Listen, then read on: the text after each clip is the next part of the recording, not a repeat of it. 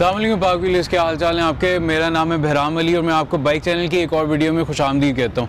हमने रिसेंटली एक अपने इस्लामाबाद कार मेला पे एक वीडियो बनाई थी जिसमें मॉडिफाइड हमने CG125 दिखाया था और उस ग्रुप में काफ़ी लोड जो थी वो YBRs और इस तरह की बाइक्स थी।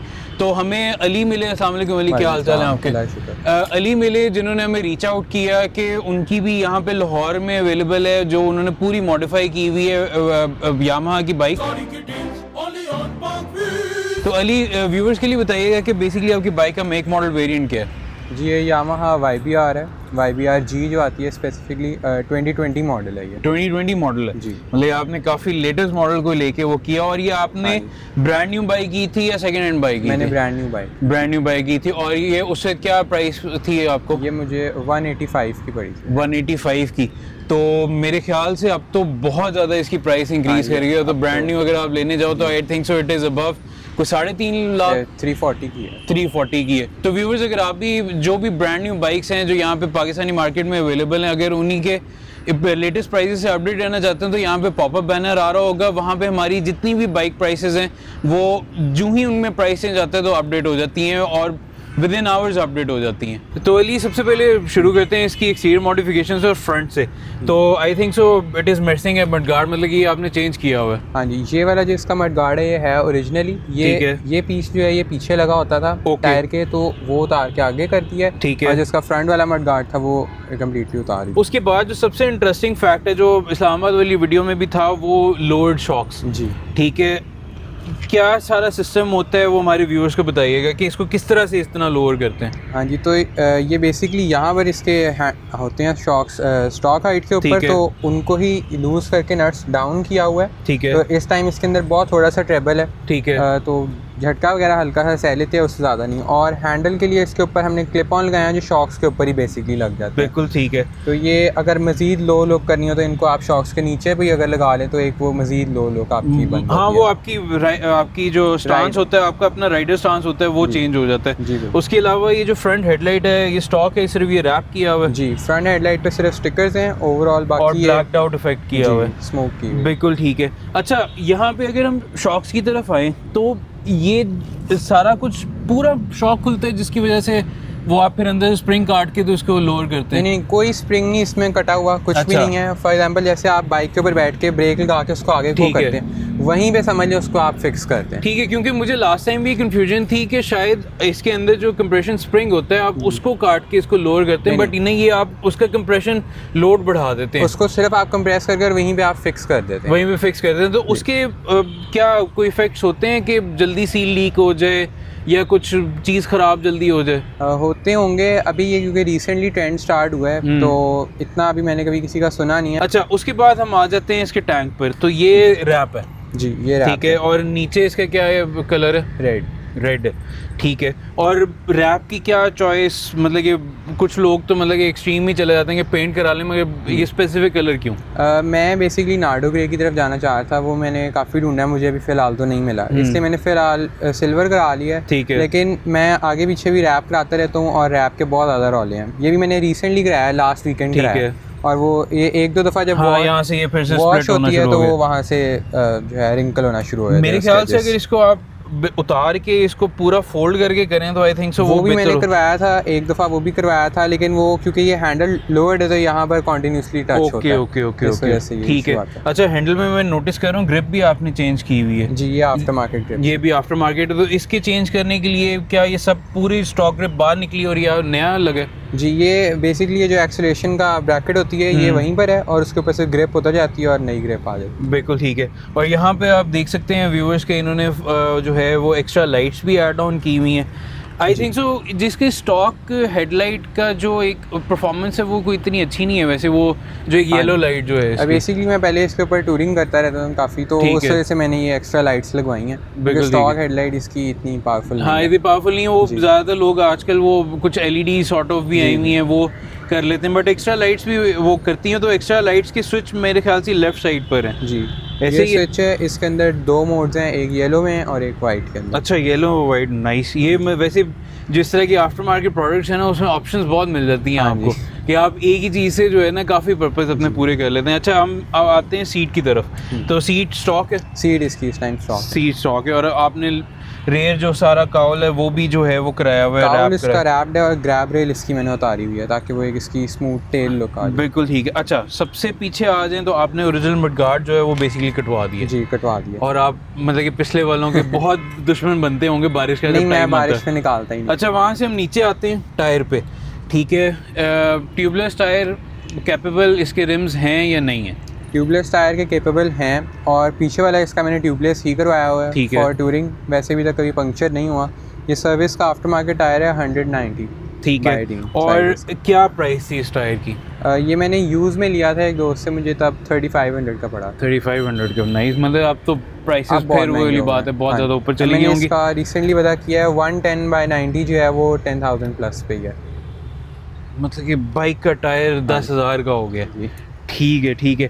अच्छा, उसके अलावा पीछे इसके कोई स्विंग आर्म में, क्योंकि जो इस्लामाबाद वाली बाइक थी उन्होंने तो एक्सटेंड भी किया हुआ था, तो आप मेरे ख्याल से आपने वो नहीं किया? नहीं, उन बॉयज़ के गेम थोड़े और नेक्स्ट लेवल है। हमारी सड़कें भी इतनी कैपेबल नहीं है कि हम इतना ज़्यादा पंगे ले सकें। अच्छा, ये डेली ड्रिवन है। अच्छा, ये डेली ड्रिवन है। अच्छा, मैं यही जिक्र करने लगा था, सॉरी, मैं बल्कि आपकी बात भी पहले काट दी। तो वो उन बॉयज़ ने सब ने ये कहा था कि ये मोस्ट प्रोबेबली वीकेंड के लिए उनकी बाइक्स हैं, ठीक है, और वो उसे डेली ड्रिवन नहीं चला सकते। मैंने डेली ड्रिवन रखी हुई है और जब मैंने लो भी करानी थी, मुझे दोस्तों ने भी काफ़ी कहा था कि तुमने डेली चलानी होती है, लो ना कराओ, थक जाओगे। लेकिन मुझे ऐसा कोई इतना ज़्यादा नहीं डिफरेंस फील होता लो कराने के। ठीक है। अच्छा व्यूअर्स, इस वीडियो में आगे बढ़ने से पहले अगर आप भी जो है अपनी नेक्स्ट बाइक, अगर यामाहा YBR, YBRG, YBZ जो भी लेना चाहते हैं, तो यहाँ पे पॉपअप बैनर आ रहा होगा, उसमें आप जाके डायरेक्टली सेलर से कांटेक्ट करके अपनी नेक्स्ट बाइक जो अपग्रेड कर सकते हैं।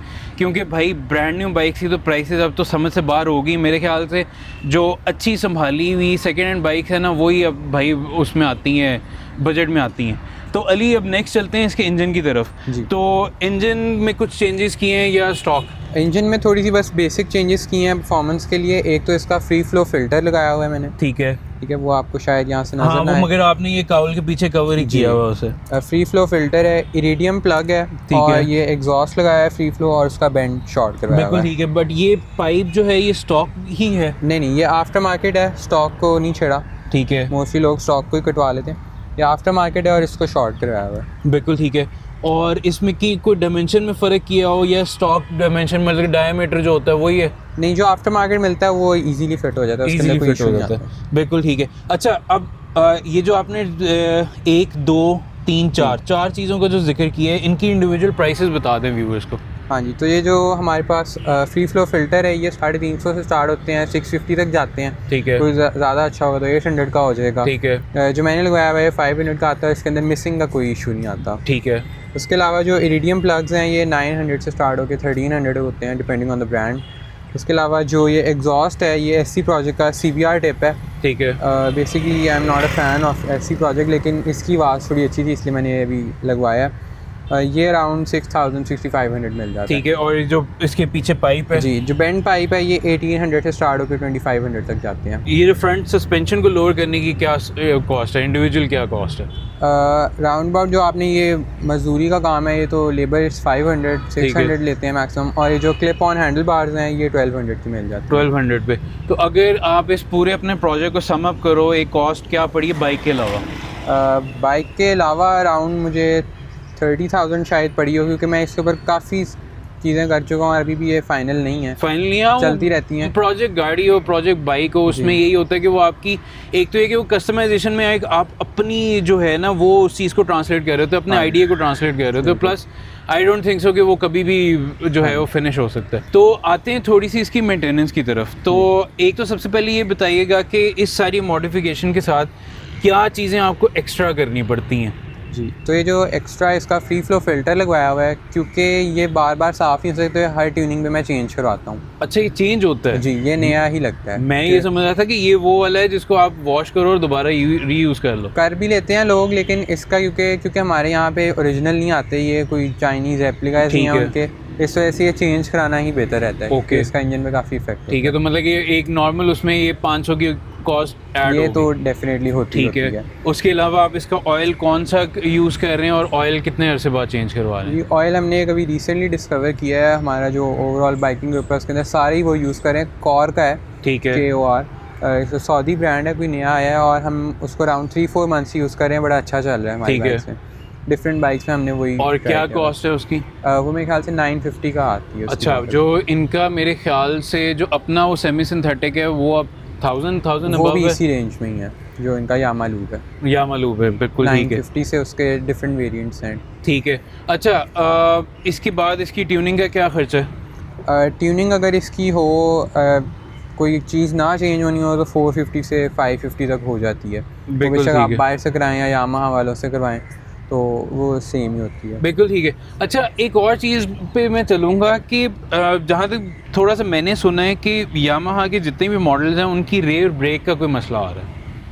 अच्छा। ये वारंटी का भी कुछ क्लेम कुछ लोगों ने लिए हैं कि वो ब्रेक लगना बंद हो जाती है। कुछ आपके साथ इस तरह से हुआ है? नहीं, मैं वैसे इसके रेगुलरली ब्रेक पैड चेंज कराता रहता हूँ क्योंकि मैं टूरिंग करनी होती है और इतना मैं रिस्क नहीं लेता। नहीं, मैं उस चीज़ को इसलिए कह रहा हूँ क्योंकि जो 2500-3000 चली हुई बाइक्स है ना, कई लोगों को उसमें प्रॉब्लम है। मैं इसलिए आपसे डिस्कवर करना चाह रहा था कि अगर आपके साथ भी वो प्रॉब्लम आएगी नहीं, क्योंकि मेरे एक दोस्त ने वारंटी के अंदर ये पूरी हब चेंज कराई है क्योंकि उसका बिल्कुल ब्रांड न्यू ब्रेक शूज़, अंदर से सब कुछ ठीक, बट ब्रेक नहीं लगती थी। नहीं, मेरे साथ तो इस तरह का भी तो कोई इशू नहीं आया। जैसे आप फ्रीक्वेंटली इसकी ब्रेक चेंज करते रहते हैं तो फ्रंट डिस्प्ले पैड्स की और पिछले की क्या कॉस्ट है? फ्रंट जो है इसके अगर आप बाहर से लें तो वो 350 के आते हैं, एक 650 वाले आते हैं, तो मैं 650 वाले डलवाता हूँ। यामाहा वालों से लें तो वो अराउंड 1500 to 2000 के बताते हैं। अच्छा, नाइस। ये मतलब एक्सपेंसिव पार्ट है इस चीज़ का। जी, फ्रंट वाले तो इतने नहीं होते चेंज, वो 10,000 के बाद मैं चेंज करा लेता हूँ। और जो रियर वाले हैं वो मैं अराउंड 8000 ही चलाता हूँ। 8000 और रेयर वालों की कॉस्ट? ये 950 के आते हैं जो ब्रेक शूज़। तो व्यूअर्स, लोवर्ड बाइक को मैं चला के देखता हूँ, यहाँ पे ट्रैफिक भी नहीं है हेलमेट के बगैर, इसलिए मैं चला रहा हूँ और फिर बताता हूँ कि क्या इफेक्ट क्या पड़ता है एक स्टॉक हाइट बाइक से और इस लोवर्ड से।